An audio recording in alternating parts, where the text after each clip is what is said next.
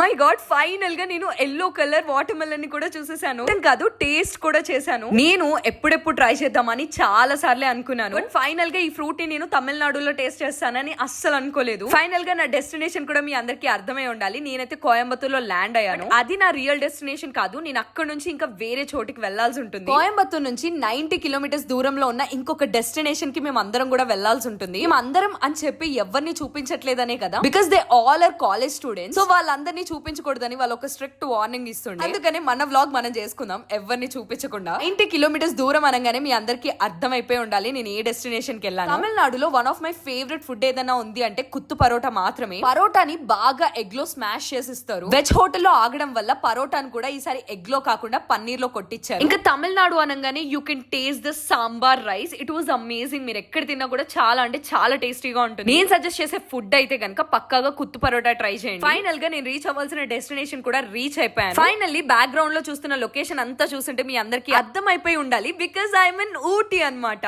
నేను ప్రొఫెషనల్ గానే ఊటీ వెళ్ళాను. ఎందుకు వెళ్ళాను నెక్స్ట్ వీడియోలో షేర్ చేసుకుంటాను.